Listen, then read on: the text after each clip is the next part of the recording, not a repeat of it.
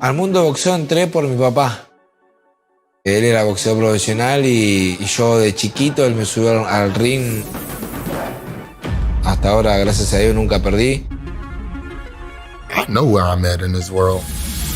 I am in competition with myself. I'm already at the top. At the end of the day, we're gonna run into drama. Le he ganado a boxeadores buenos, le he ganado a Errol Spence, también le gané a Sergey de Levianchenko. Watch my opponent. He's a stalker. He comes, he throws a lot of punches. I have to go in there and figure out how to take Brian Castano away from being Brian Castano. Ser campeón mundial creo que es la meta de todo boxeador. Se me dio la oportunidad. You know, to fight for the 4-belt era, undisputed championship, this fight does cement my legacy. Es la oportunidad de mi vida y no la voy a dejar pasar. July 17th, I'm gonna put my hands to use.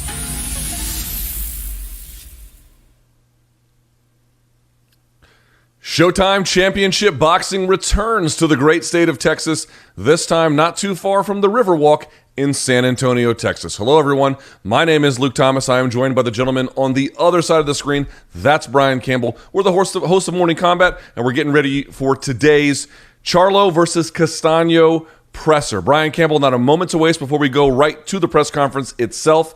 First things first, BC, you know as well as I do, this one is for all the marbles. The 4 belts are basically on the line in the main event. What should folks expect?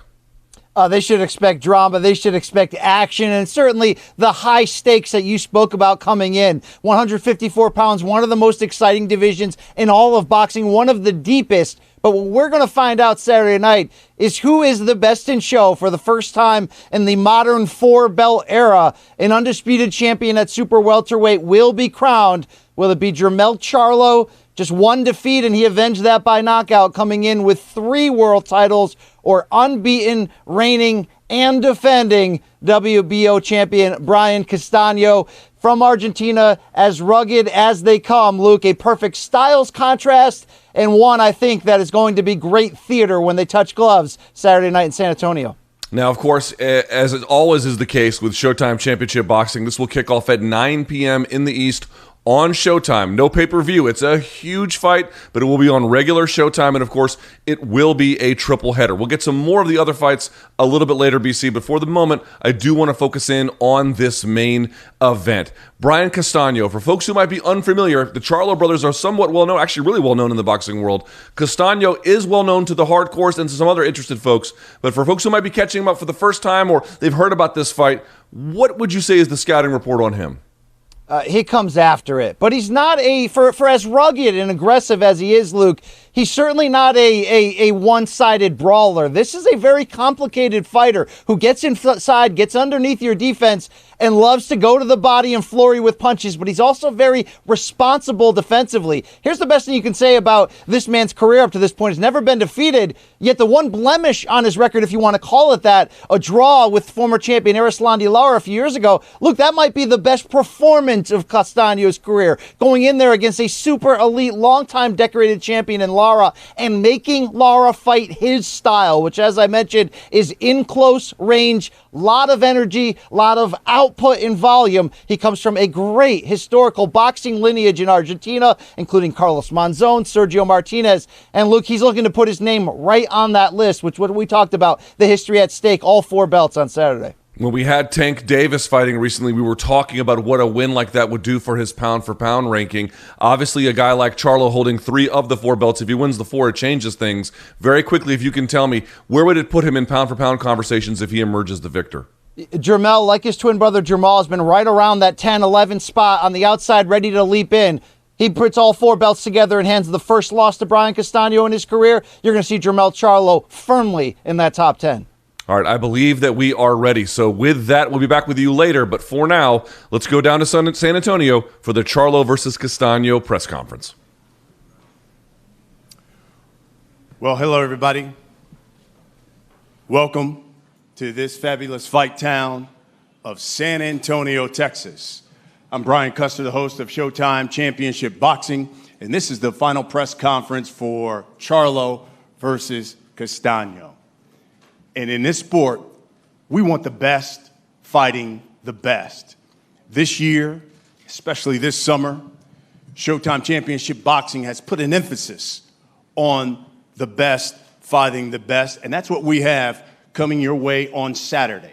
Sometimes it's a rarity in this sport when you get an undisputed fight, but we got one here. We got champion versus champion for the 154-pound crown, and it will be an historic fight because for the first time in this four-belt system, we will have an undisputed champion at 154 pounds. You know, boxing fans, they love unification fights, but fighters, they crave to be undisputed. And it's going down on Showtime Championship Boxing this coming Saturday here from San Antonio, Texas, July 17th. And the winner will be just the 6th undisputed champion in this current four-belt system. And again, the first undisputed champion at 154 pounds in this four-belt era. July 17th, Showtime Championship Boxing, AT&T Center here in San Antonio, and it is brought to you by Premier Boxing Champions.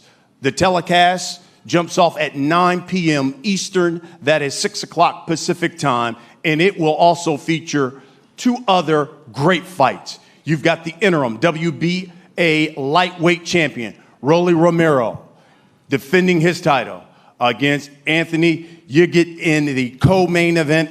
Plus, you've got the unbeaten Amilcar Vidal. And listen, don't go anywhere because this young man has stopped just about everyone inside of 2 rounds as he takes on the hard-hitting Emmanuel Elim in a 10-round bout. That's going to open the broadcast. Now, tickets for this event, they are on sale, but they're selling fast. And if you want to get some, you have to go to AT&TCenter.com to purchase your tickets.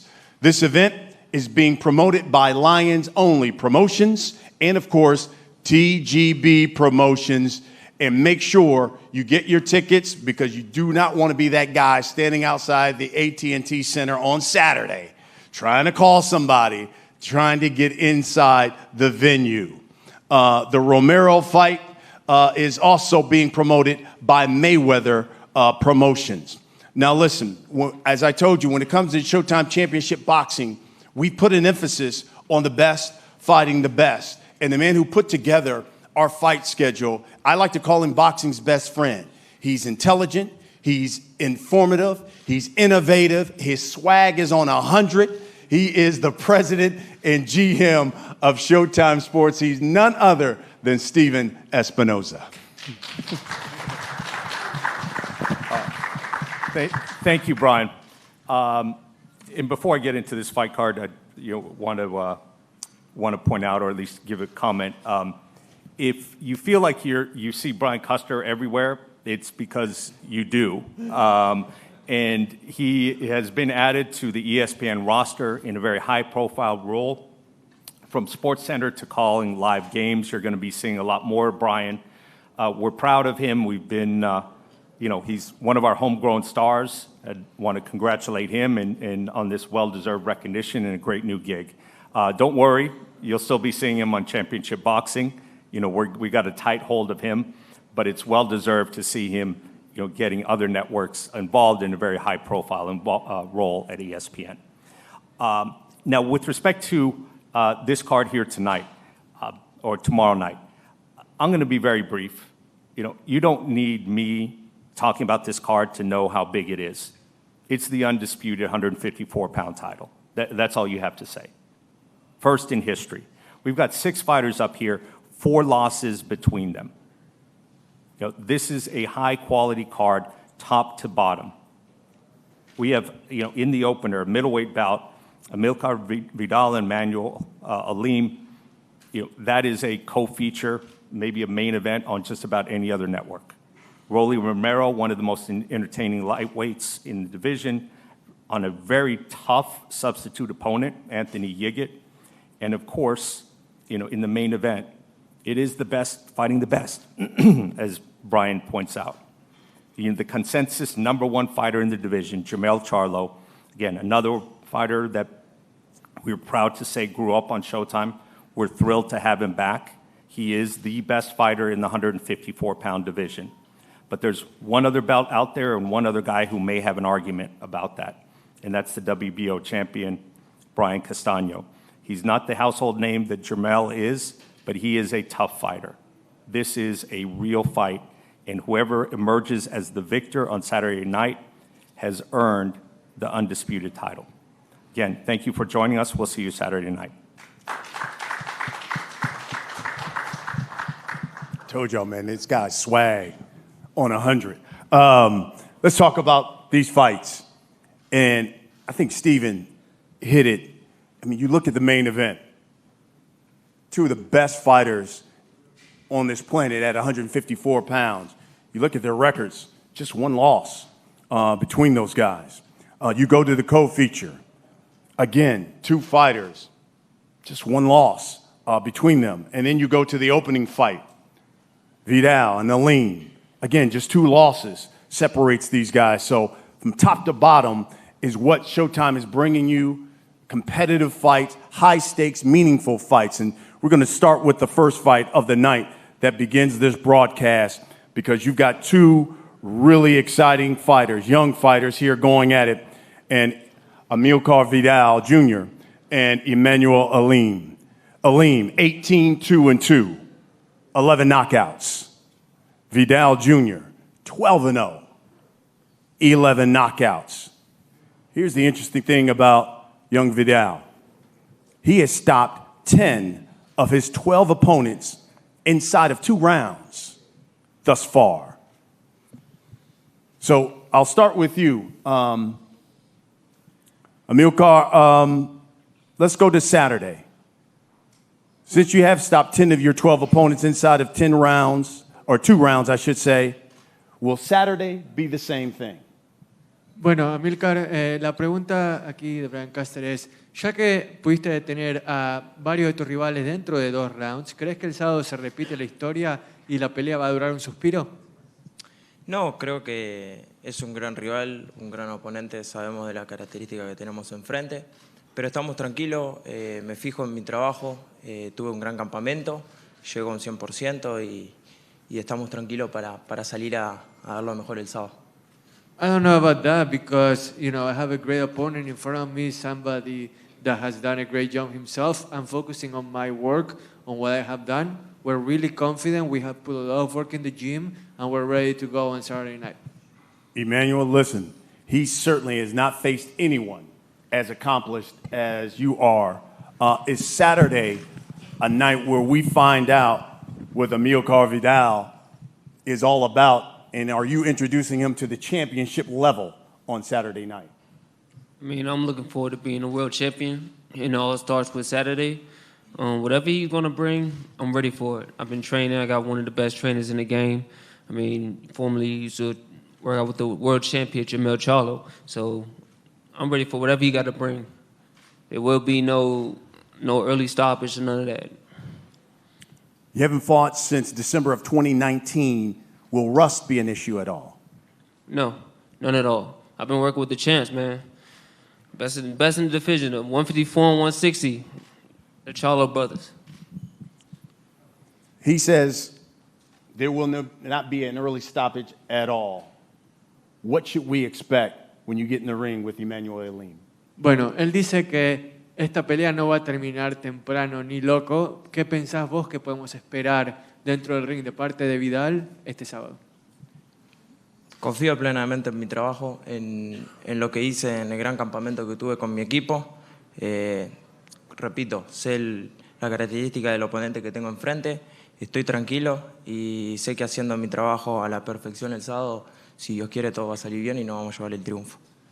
What you should expect is that, you know, with me trusting my work, and I'll say it again, with the work I put in and the effort that I put in during an excellent training camp, you can expect me to get the win on Saturday night.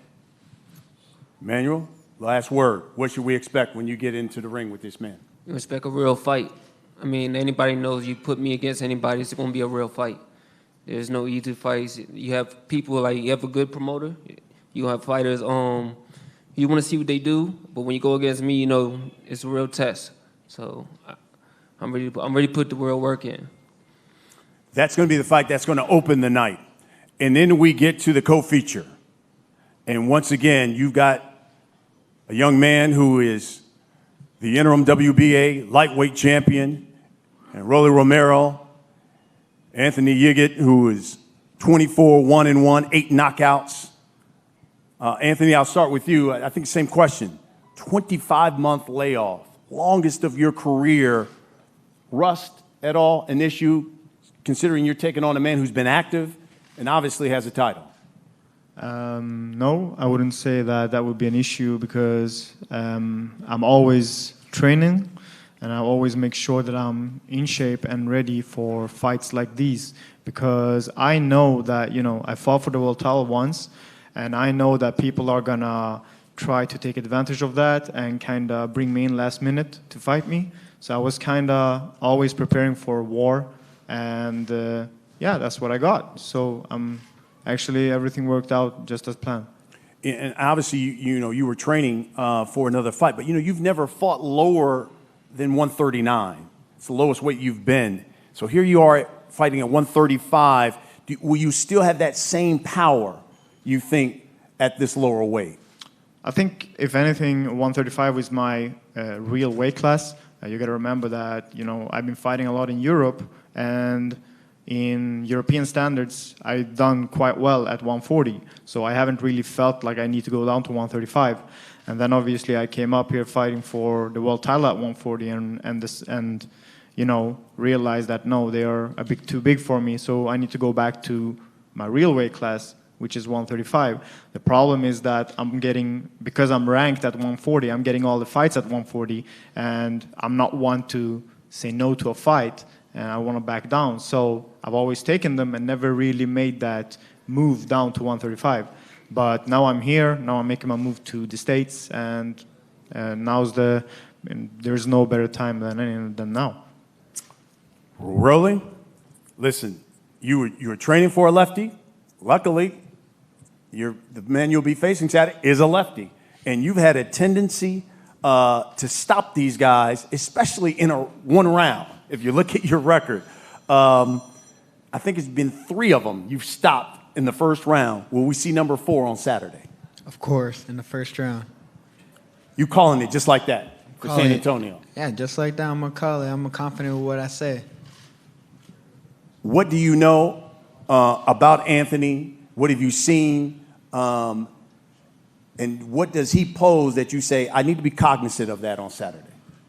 Well, I mean, he's a lefty. You know, I just always like fighting lefties, you know. So, I mean, I've prepared for a lefty. Austin Dulé was a lefty, you know. And, I mean, this camp's been amazing. I mean, I can't even say all the times I've stopped people this camp. So, I'm looking good. I'm looking really good. This is a fabulous fight town. They love action. What can you guarantee the people of San Antonio they're going to get when they watch you step into the ring with Anthony?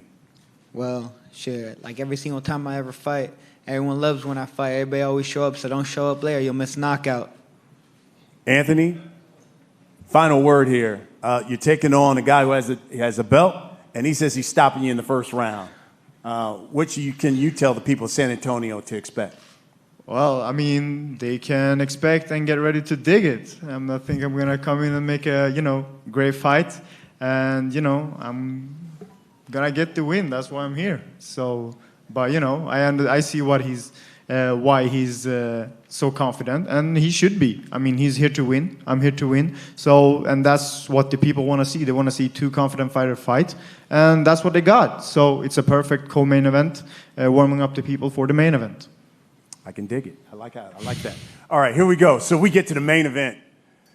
And it's been a long time coming since Jermell Charlo has fought here in his home state in Texas. I think 6 years, if I'm not mistaken. Last time he's been home and fought for his home state. But the Iron Man, 34-1, 18 knockouts. He is the pride of Houston, Texas. And he will be taking on Brian Castaño, unbeaten, 17-0-1, 12 knockouts from that fabulous fighting country of Buenos Aires, Argentina. He's the WBO champion, It is the main event, and it's for the undisputed title. Mel, I think 6 years, what would it mean to get this victory here in Texas in front of the home folk? I mean, I'm excited to be back home, you know, but I don't care where I fight. I fight anywhere. So just as long as everybody tune in, they know we're going to, you know what time it is. I know what time it is. I'm ready.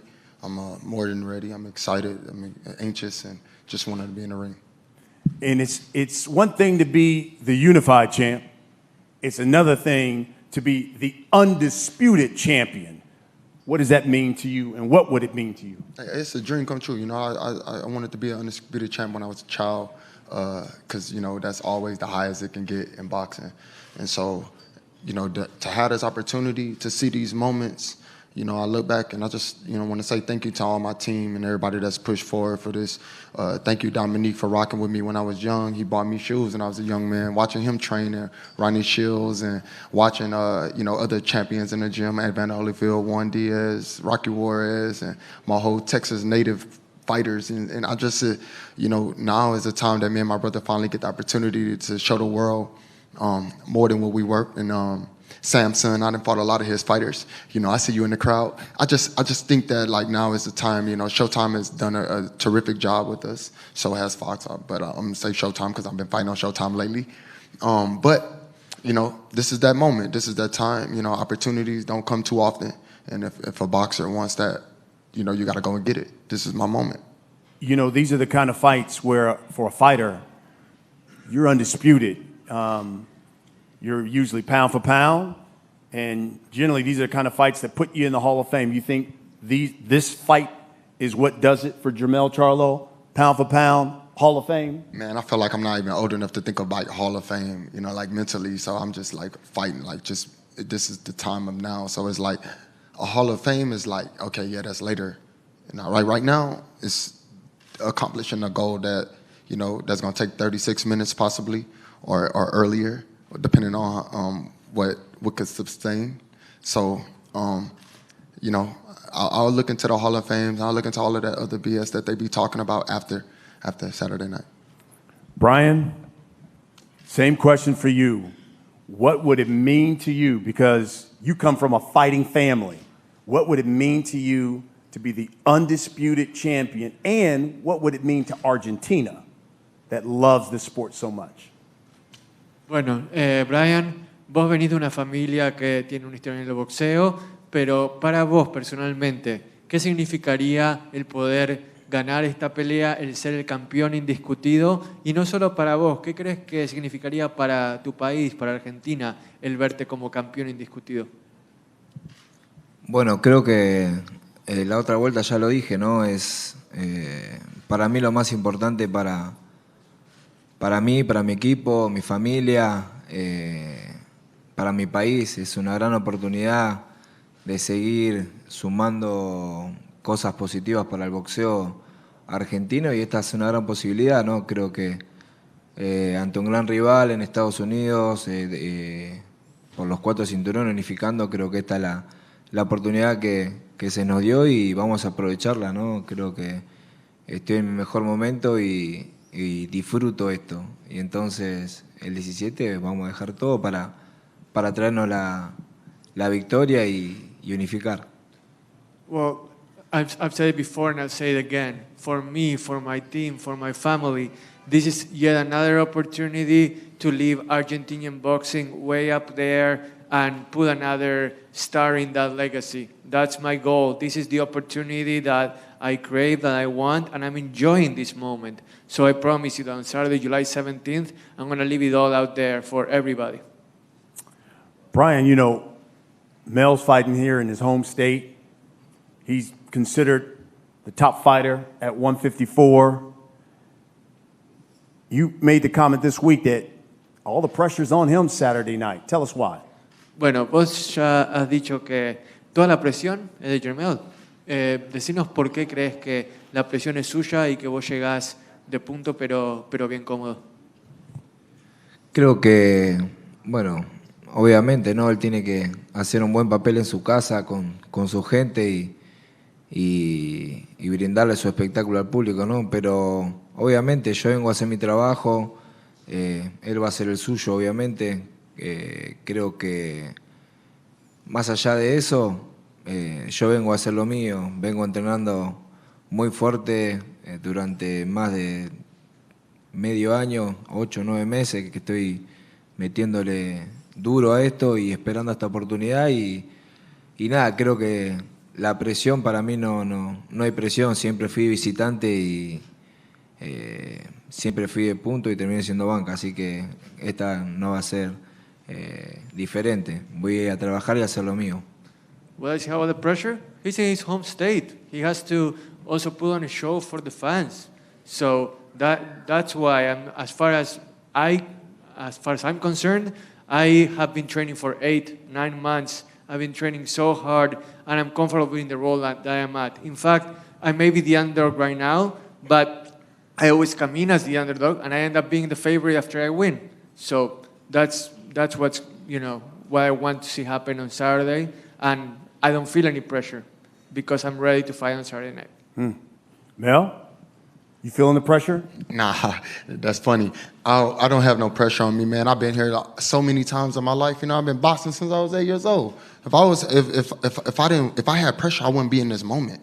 Like, this moment is a dream come true moment. So why would I want to be under pressure? That's the state of Texas seen me fight a lot of times. They watch me on TV, the millions around the world, and I'm excited to be in the ring.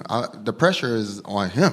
And it will show, like he gonna have to come and do his thing. He gonna have to come and show me and put the pressure and all that other good stuff and avoid, bombs. Like I'm not worried about it. I'm not focused on the crowds and all of that stuff. We know they come. We know they rock with us. We know they support us through the wins, the losses, the draws. We getting love no matter what. So that doesn't change anything. I've been training. Like my system is not me to tell you about. It's for me to show you on Saturday. Brian, one of the things you said this week was, if Charlo wants to bang, then I'm willing to bang. The power is going to make a difference in this fight. Explain to the people what you meant by that. Bueno, vos también dijiste que si Charlo se quiere fajar, vos te vas a fajar con él tranquilamente y que el poder de los dos va a marcar la diferencia. Contanos un poco lo que quisiste decir con eso. Bueno, eso fue una respuesta a una pregunta que me hicieron. Creo que obviamente él va a hacer su trabajo, yo digo voy a hacer el mío. Y si tengo que tirar menos cantidad de más potencia para hacerlo sentir el rigor, lo voy a hacer, obviamente. Creo que, peleas son peleas, siempre digo. No me gusta hablar mucho de las peleas. Cada uno tiene su plan de trabajo y yo respeto el mío. Voy a hacer mi trabajo lo mejor que pueda para salir victorioso, obviamente. A nadie le gusta perder. Así que hay que ir para adelante. Como siempre digo, yo no tengo presión de nada, lo único que tengo que hacer es ir a hacer mi trabajo, que yo vivo de esto y es esto lo que hago toda la vida. Así que el 17 vamos a demostrar. I meant that, when it comes to it, if I have to lower my punch output to put more power into things, I will. I really don't like to talk about, past fights or the fight itself too much because everybody has their game plan. I have my game plan, Jermell has his. But in the end, I'm going to do what I have to do to try to come out victorious on Saturday night. And I have, like I said before, I have no pressure. I feel no pressure, and I'm ready to go. Mel, I know members of the media have some questions, so we'll kind of wrap it up with this. And I think I mentioned this to you before when I was looking over your record. You've got 13 knockdowns in your last 9 fights. You heard him say, hey, look, power is going to be the difference in this fight. Do you think this is a fight that will go the distance, or do you think someone's going to get knocked down in this fight? I don't know. I can't predict the future, but just know I'm much stronger than I was. I'm much faster, I feel. I feel like I'm ready. Like it's not just about, the power. I got power in both hands, power in every punch, power in every shot from different angles. I'm excited. I'm excited to see what I can do. I'm excited to be in this moment. I'm thankful for this opportunity to be facing another champion. This is not just an opponent. This is a champion. So I'm thankful. I know he got a game plan, and we'll figure out what to do. on Saturday to him. Lastly, would you tell the people, and I love asking this question, what can you guarantee the people of San Antonio when they tune in on Showtime Championship Boxing, or for those who are spending their money to come into the AT&T Center, what can you guarantee them that they're going to see and get when you step in the ring with Brian Castano? A Mr. Don't Blink attitude. I mean, you might want to stay there and be tuned in, because you never know what can happen at any moment, from the 3rd round to the 8th round to the 7th round to the 4th round to any round to 11th round. I did knock people out from all around those rings. So those rounds, my bad. I did knock people out from all around that time. So my condition is good. I know he's in good condition. So we shall see, you know. Start this mug like I ended. End it like I started. Brian, before I let you have the final statement, you know, you're on your honeymoon. I think you were on your honeymoon the first day, and you get the call for this fight. My question to you is, if you win, are you taking your wife back on the honeymoon that she deserves, and where you going, bro? Bueno, él sabe que tenés una luna de miel en deuda, entonces, si ganás esta pelea, ¿te vas a llevar a Carolina, tu esposa, a la luna de miel soñada? Seguro, obviamente. Creo que esta es una de las batallas primero que tengo que pasar. Primero está Jermell, obviamente, ¿no? Creo que primero es esta y después disfrutar, ¿no? Creo que no tuve tiempo, obviamente, en Argentina. Me casé, a los 2 días tuve que estar acá y nada. Pero por eso te digo, este es mi trabajo, vivo de esto y primero lo primero, el 17 y después se verá lo que haremos, ¿no? Pero primero está la guerra del 17 de julio.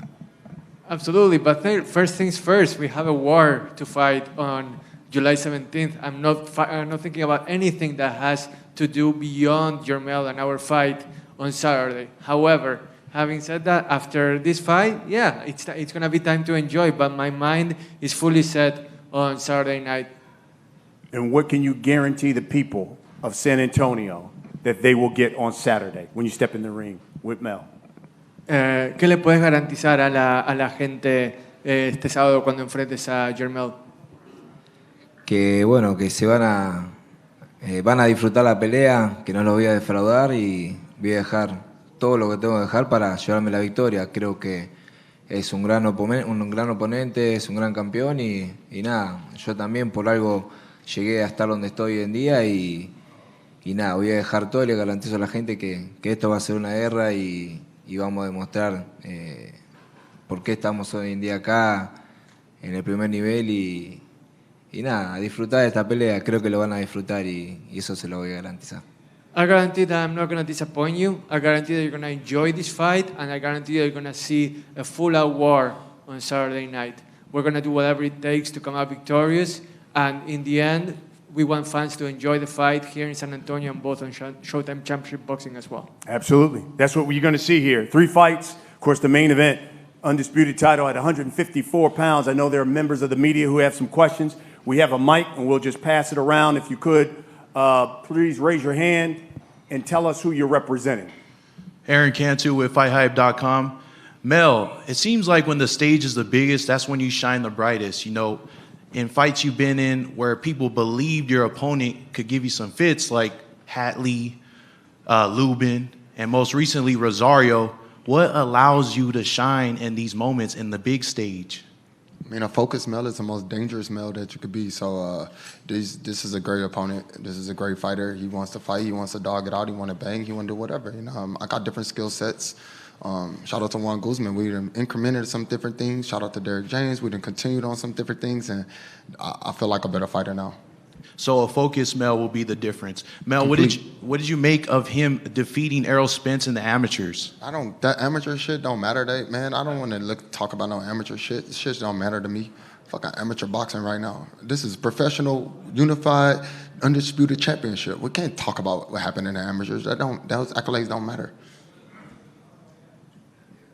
Right there in the hat. Jermell, Danny Alvarez with Behind the Gloves.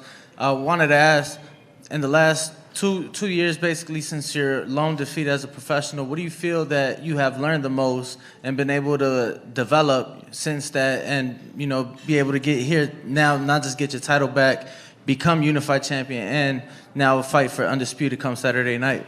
Well, this is how God's plan is. I can't put these things in order, but shout out to my great management, Al Heyman, and for being able to put me, and shout out to the WBC, because I want to say the WBC put me right back in the fight right after the controversial loss that I've taken. They put me right back in there to redeem myself. I redeemed myself with the knockout, came back with jet fuel, knocked out the Dakota guy, knocked out the Rosario guy. So then we on the roller coaster. We steady moving. I mean, there's no stopping this show.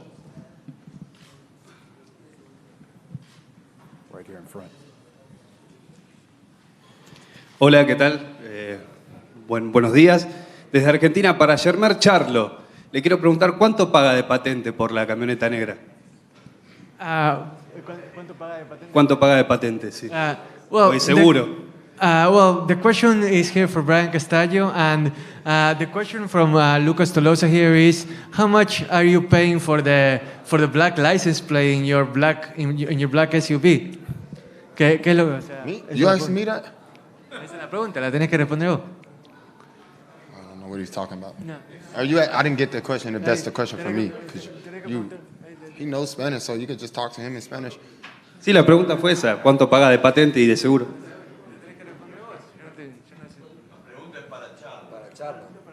Claro, para Charlo. Oh, sorry. How much? Sorry, my bad. The question was for Charlo, not for Brian. How much are you paying for that black license plate in your SUV? That's my name, man. I probably pay whatever the registration is. But I own every car that I have, though. I own them. Yeah. Bueno, que la respuesta era de que, o sea, es su auto y que, o sea, no solo lo paga, sino que también es dueño de ese auto. Got another one, Keith, in the back.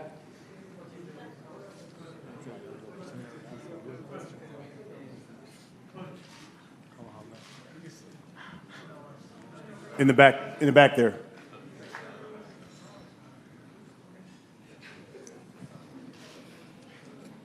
This question's for Jermell, Keith Eidig from BoxingScene.com.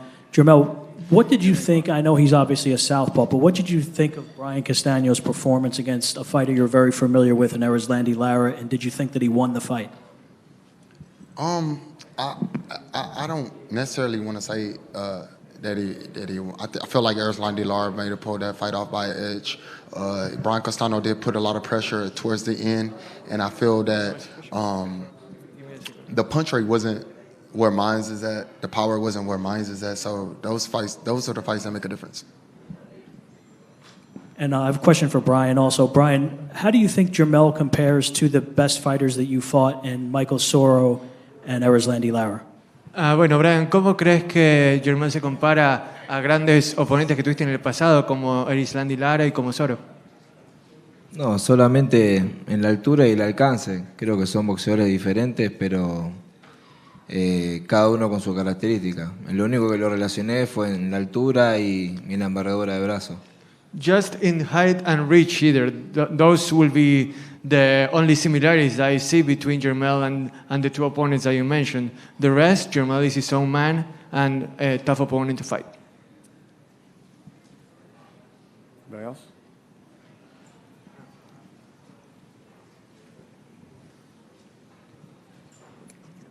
Jermell, Brian, he's made no secret, unlike many fighters, about what his game plan is, that he's coming to bring the pressure. But ultimately, even if, you win rounds fighting like that, is he walking into too much firepower trying to beat you that way? We shall see Saturday. That's a question that I really can't answer. But most definitely it's dangerous just to walk into shots. It's dangerous just to come. Anything is dangerous just coming straight forward. Most of the opponents that I've fought that come like that, I've pretty much fatality. And also, Mel, you bring as much intensity into the ring. There's an anger. You got an edge when you come into the boxing ring. Where does that come from? Why is that, Jermell? I put my life on the line. I forgot to feed my family. I got a large family. I got a lot of things that I need to get understood in this boxing world before it's over. And I wanted to fight the best fighters. I never wanted to be a guy looking around trying to make my name and my record up. If you go back over my box record and career, you can see that I've always faced tough opponents.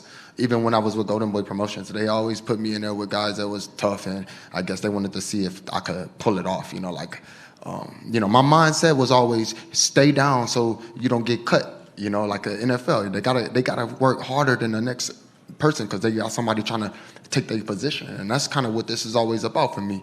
And I kept that mental and I keep that drive going, and now I'm here, but I got a lot more to prove, in the world of boxing before it's over.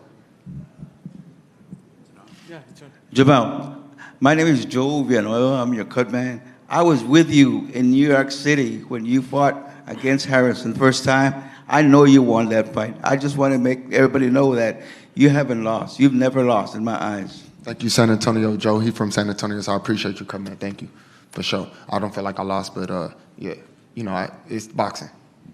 So there we have it, folks. Again, Saturday night, Showtime Championship Boxing, 9 o'clock Eastern, that is 6 o'clock Pacific time, 3-fight card. You do not want to miss it.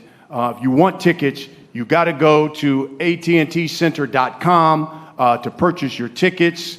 The main event, and cannot say it enough, the undisputed 154-pound title is on the line. Jermell Charlo, Brian Castaño. It's going to be one hell of a night at the AT&T Center here in San Antonio. Thank you, everybody, for coming out. Guys, let's face off, and let's start with the first fight of the night.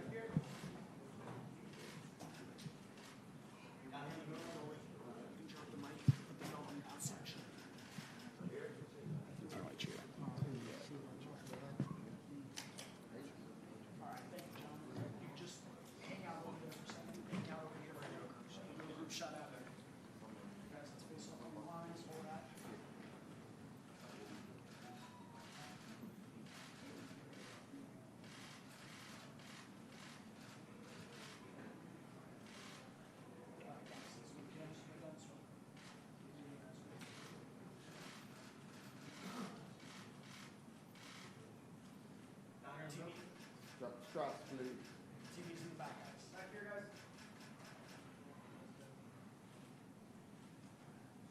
All right, thank you, John. Just hang out over there for a second. Hang on over here. We'll get a group shot out. No, we got your thoughts.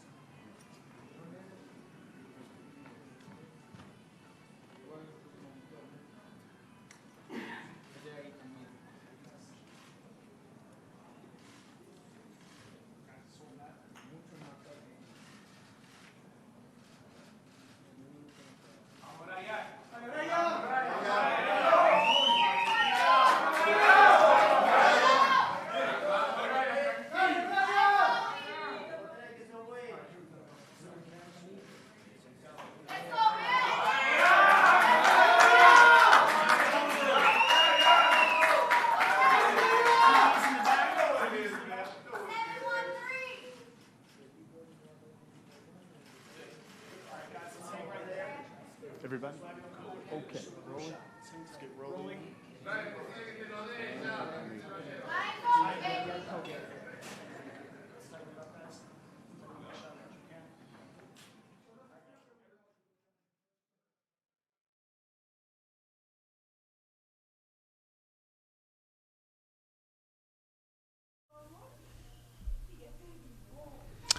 Luke Thomas, Brian Campbell back with you. You can see the fighters there. That will be on Showtime Championship Boxing Saturday, 9 p.m. in the East. Or if, of course, you're in San Antonio, Texas, tickets are still available. Brian Campbell, a lot of indoor sunglasses. a lot of folks there with sunglasses on indoors. Well, the future is pretty bright, Luke, to be fair. But, yeah, look, we got to hear the fighters speak for the final time before tomorrow, Friday's weigh-in, and then, of course, the championship undisputed bout Saturday night. And, Luke, we know Jermell Charlo operates fully invested, a little bit of a chip on his shoulder. I love that swagger about him, whether it's inside the ring or on the microphone. I also love it at 31. We're seeing certainly a bright star on the verge of leaping into that pound-for-pound top 10 if he's not there already. But somebody who wants all the smoke now. He's made some money. He's got name recognition. He wants those career-defining legacy fights now. And I think that was communicated through his comments today. Yeah, I want to pitch you back to you, though, if I may here. Again, Luke Thomas, Brian Campbell, with our hosts of Morning Combat. We'll be here for a little bit of a wrap-up. BC, we've seen recently Charlo's brother, Jermell, and obviously, yes, they're twins and they're brothers and they're both boxers, so there's going to be a lot of similarities. But actually, when you listen to Jermell here, who was on stage today, you can really pick up on the differences. He seems a little bit more talkative. He seems to be thought about what the media might ask him ahead of time. There's a lot of Charlo similarities between that, but would you share my assessment that yes, he definitely wants the smoke and he's on edge, no doubt about it. But also, relative to his brother, he seems a little bit more, to me, I'll say, a little bit cooler. A little bit, not as a way to sort of assess his social status. What I mean to say is a little bit calmer about everything. Look, I mean, both Charlo brothers to me seem to be ready to, coiled up snakes, rare cobras, ready to go at it at any point. I have seen maybe because, the stakes are so high and Jermell's been focusing on that. He hasn't been so much of the chip on his shoulder coming in. But he's fired up. He's ready to go. And I think he understands what he's got in front of him. An absolutely durable, tough, aggressive fighter in Brian Castaño, who, Luke, does not take a step back. So when it comes to Jermell Charlo saying, look, I'm fighting for legacy now, these are the defining fights you must win. It's not just the fact that you can become the first undisputed super welterweight champion in the four-belt era, and that looks great on a resume. But it's really taking on those unbeaten champions like Castaño who bring a danger factor to the table. That's how you get the respect in this game. And Jermell did that in his fight against Sergey Derevyanchenko last year when the Charlo brothers headlined a pay-per-view. We saw on that same night Jermell unify titles against Jason Rosario. And I think for Jermell, this is his opportunity in that regard, Luke. That edge is going to spill over inside the ring.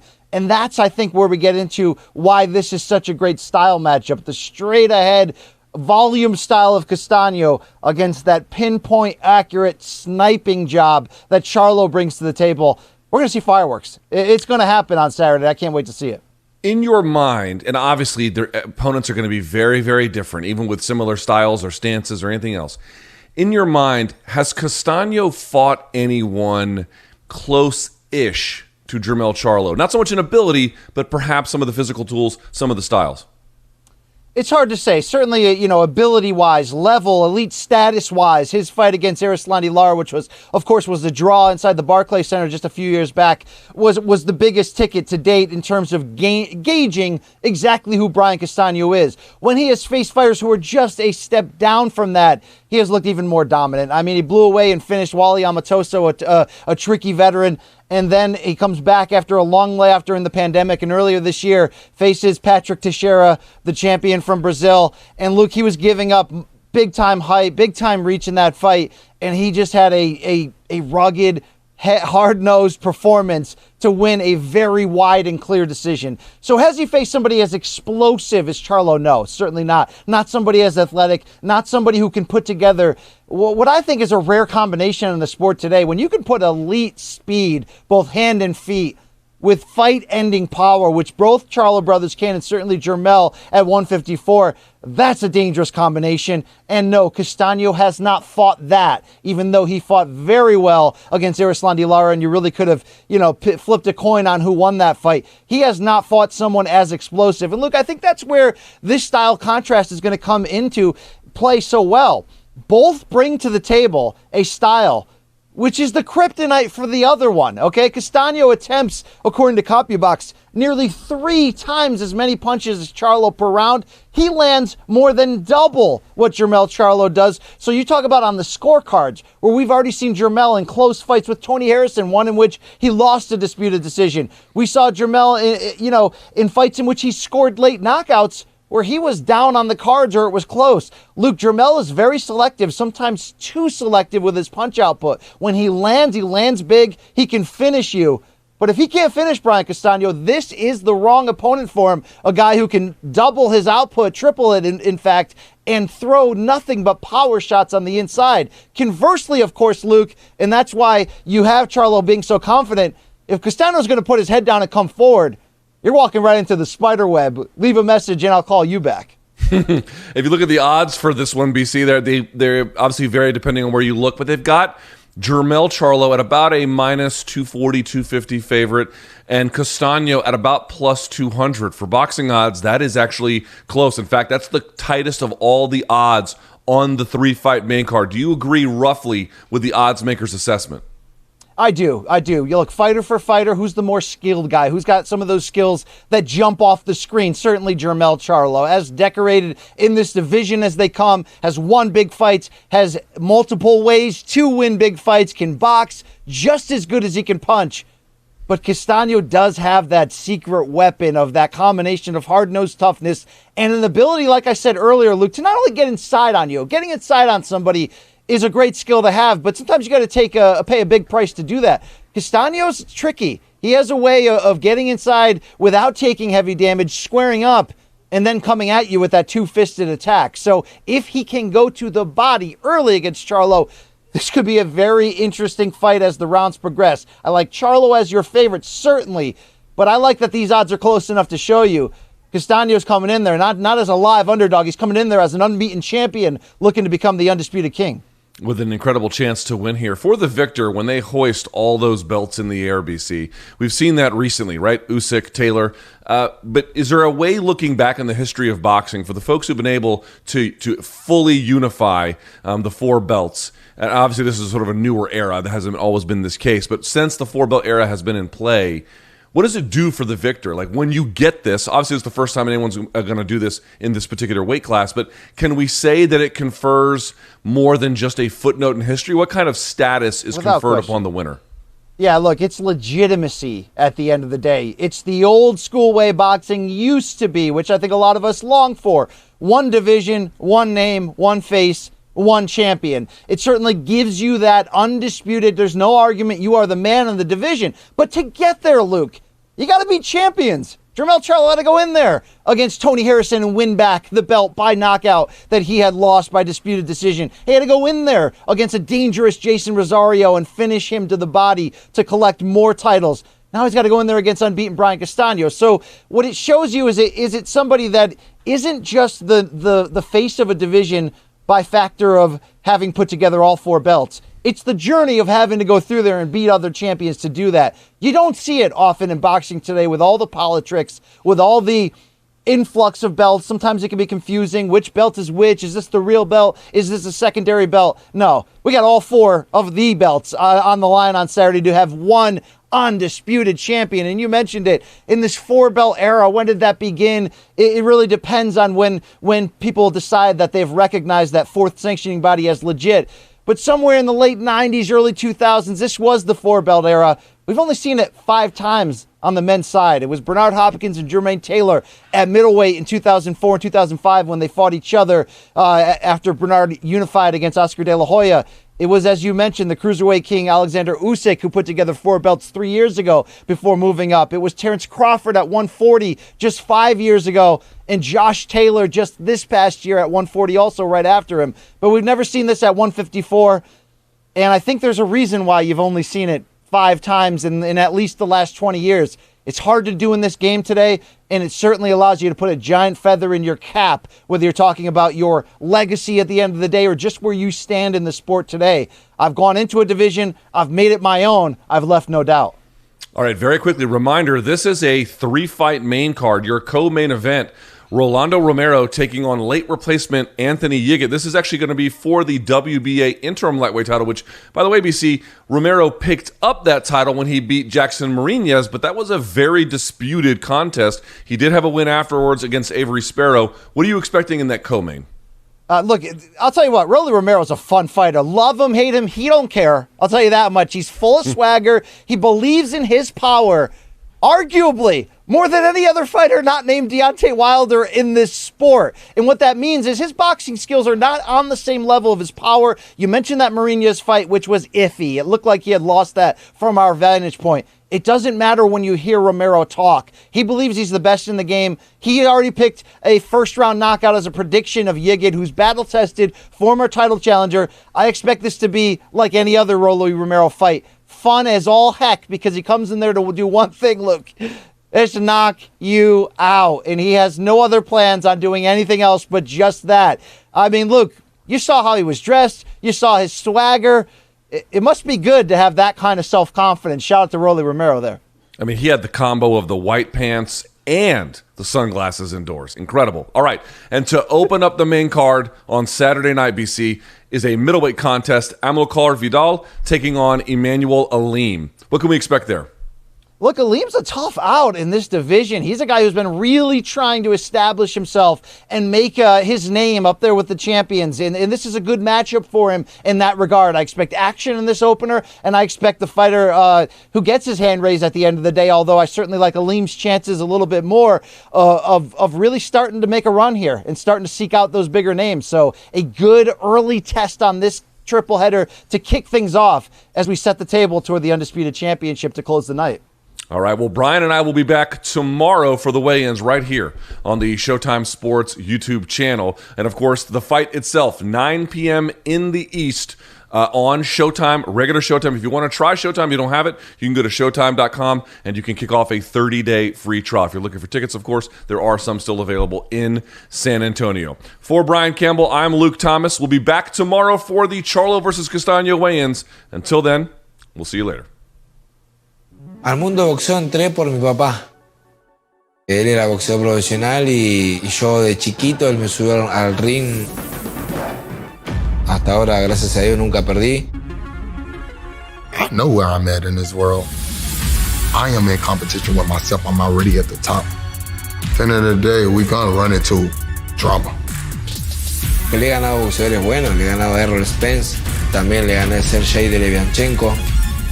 Watch my opponent. He's a stalker. He comes, he throws a lot of punches. I have to go in there and figure out how to take Brian Castano away from being Brian Castano. Ser campeón mundial creo que es la meta de todo boxeador. Se me dio la oportunidad. You know, to fight for the 4-belt era, Undisputed Championship, this fight does cement my legacy. Es la oportunidad de mi vida y no la voy a dejar pasar. July 17th, I'm going to put my hands to use.